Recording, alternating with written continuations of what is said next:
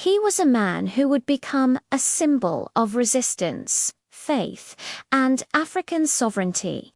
A ruler whose name would echo across continents, from Africa to the Caribbean.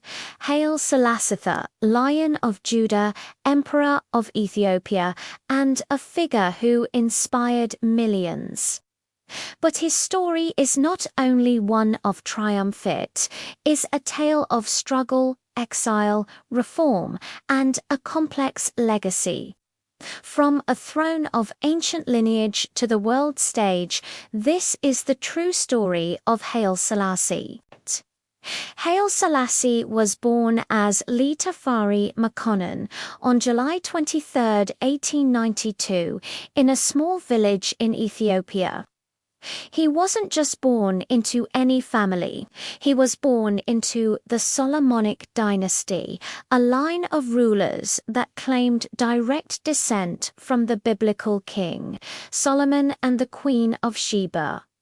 This heritage placed an immense weight of destiny on his shoulders from a young age.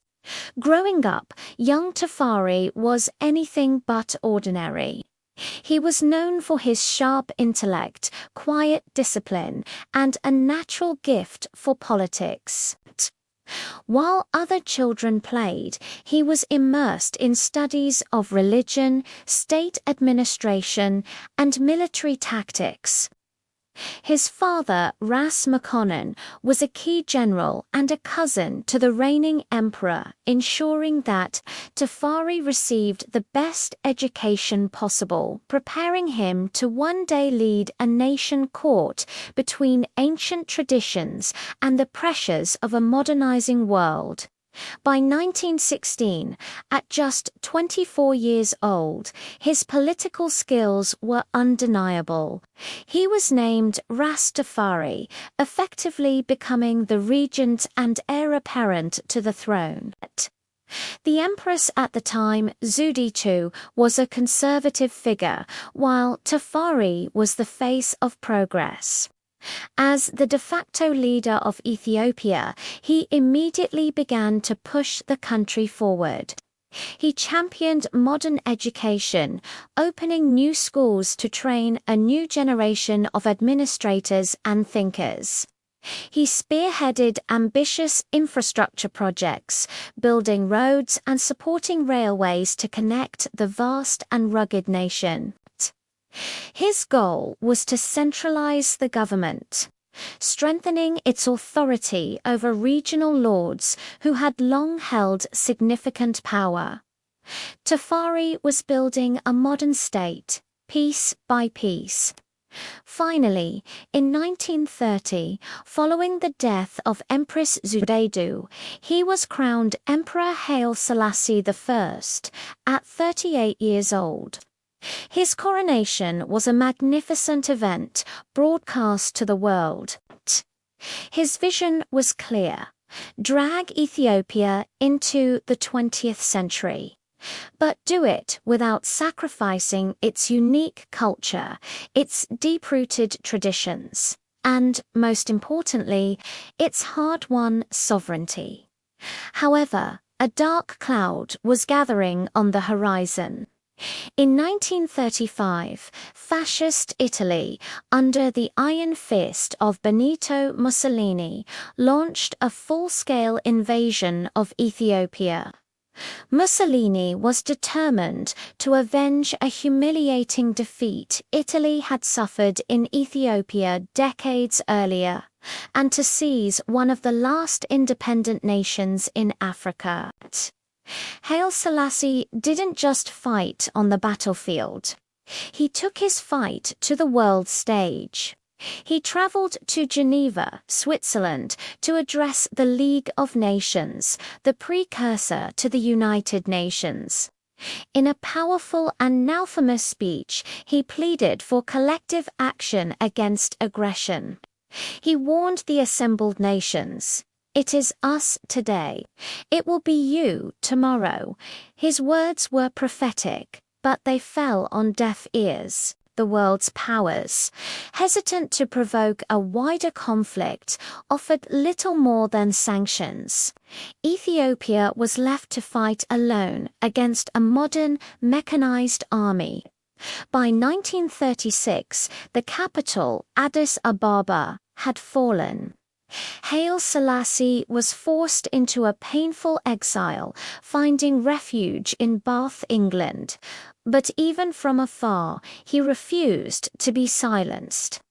He became a living symbol of resistance, tirelessly lobbying for his country's freedom and reminding the world of Italy's brutal occupation. The tide of World War II eventually turned in 1941 with the help of British and Allied forces. Along with brave Ethiopian patriots who had never stopped fighting, the Italians were defeated. Haile Selassie made a triumphant return to Addis Ababa, welcomed by cheering crowds. He didn't waste a moment. He immediately set about rebuilding and strengthening his nation. He focused on creating a modern, professional army to ensure Ethiopia would never again be so vulnerable. He worked to centralize political power even further, solidifying his control over the country. In 1955, he introduced a new constitution, which, while granting him significant power, also established a parliament and a more modern legal framework. His government continued to invest heavily in education, healthcare, and infrastructure, building universities, hospitals, and roads. But these reforms were not without their challenges. Many traditional elites and powerful regional families resisted his push for centralization, seeing their own influence diminish. Progress was a constant struggle between the old ways and the new. On the international stage, Haile Selassie's stature grew immensely. He became a leading voice for Pan-Africanism, the idea that nations across the continent should unite in solidarity. In 1963, his vision helped create the Organization of African Unity, or OAU, with its headquarters established in his own capital, Addis Ababa. He passionately advocated for the independence of other African nations still under colonial rule, using his platform to champion their cause at the United Nations. He was seen as an elder statesman, a symbol of African dignity and sovereignty. For many, he was more than just a political leader. In the Caribbean, particularly in Jamaica, the Rastafari movement had come to revere him as a divine figure, the Messiah prophesied in the Bible. His visit to Jamaica in 1966 was a monumental event, met with an outpouring of devotion that underscored his global influence, which stretched far beyond the realm of politics. But while he was celebrated abroad, trouble was brewing at home. The final years of his reign were marked by growing discontent. A devastating famine in the early 1970s, which his government was accused of trying to cover up, caused immense suffering and eroded public trust. A new generation of educated youth and university students, many of whom had benefited from his own reforms, began to demand faster political change and greater democracy. They saw his rule as autocratic and out of touch. Revolutionary movements inspired by Marxist ideology gained traction, criticizing the vast inequality that persisted in the country. The storm finally broke in 1974. A group of military officers, known as the Derg, launched a creeping coup. They systematically dismantled the imperial government, arrested officials, and finally, in September 1974, they deposed the emperor himself. After nearly 6 decades in power, the reign of Haile Selassie and the centuries-old Solomonic dynasty came to an abrupt and dramatic end. Haile Selassie was placed under house arrest in his palace. In August 1975, the Derg announced that the former emperor had died due to complications from a medical procedure. However, the circumstances of his death have always been shrouded in mystery, with many believing he was assassinated by the new regime. His body was buried in an unmarked grave, and it wasn't until the year 2000, after the fall of the Derg, that he was given a proper imperial funeral. Yet his legacy is undeniable and fucking.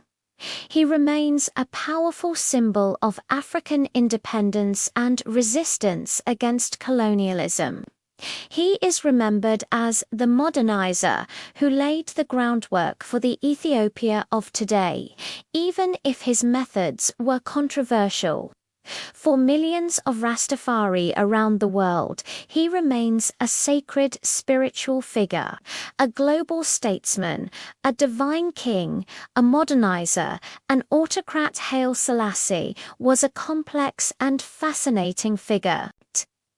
His life is a powerful reminder that the story of a leader is never simple, and that their influence can echo for generations far beyond the borders of their own nation. Thanks for watching. If you found this story interesting, please like, subscribe, and hit the bell icon so you don't miss our next video.